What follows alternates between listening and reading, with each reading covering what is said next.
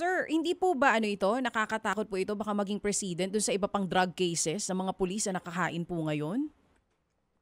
Yun ang isa sa maaaring mangyari, no? Kung ma-dismiss ito at ang basihan ay technicality, teka muna, di ba? Dapat mapag-aralan. I'm sure yung magagaling natin mga prosecutors, mga judges na nandyan sa atin, pag-aaralan nilang mabuti ito dahil imposible namang bigla na lang madidisis, makakawala yung mga involved dito dahil lang sa technicality, no?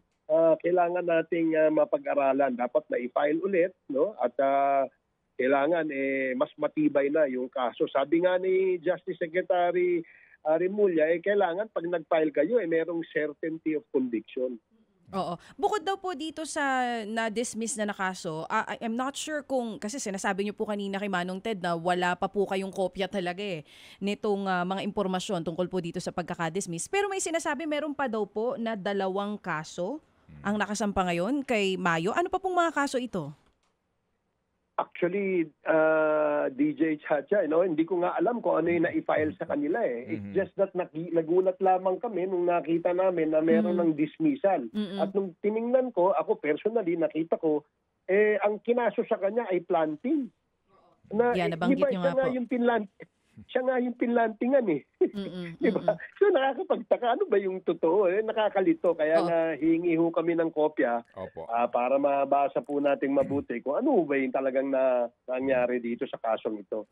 Sige. Paano po ba ang process pag ganun, sir? Last na lang po sa akin. Lalo pa nagsagawa kayo ng investigasyon noon, kayo ang chairman. Hindi po ba dapat ini-inform din kayo o hinihingian muna ng opinion kung ano mismo yung ikakaso nila o hindi? They're free to kung ano man yung i-file nilang kaso dito po kina Mayo at sa iba pang mga pulis?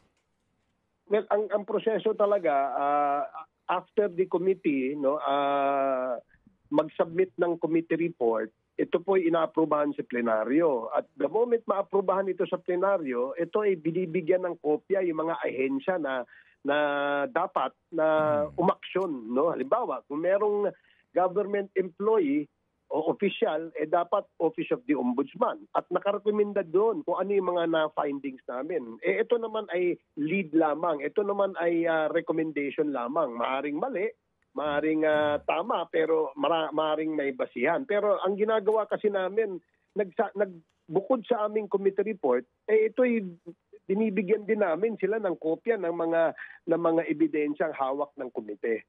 Nang sa ganun, makatulong sa kanilang investigation and eventually makatulong sa pag-file nila ng kaso. Mga kapatid, brothers and sisters, saan ka pa? Dito na tayo sa totoo. Dito na tayo sa True FM. Mga kapatid, mag-subscribe and follow po kayo sa social media accounts ng True Network PH. Yan po kami. Hanapin nyo lang True Network PH, Facebook, Instagram, YouTube, TikTok, and podcast. Mapa Apple or Spotify man yan, mahahanap nyo kami. Lahat ng mga napapanood at napapakinggan nyo po sa programa, nasa social media accounts namin yan. So, paano mga kapatid? See you sa social media!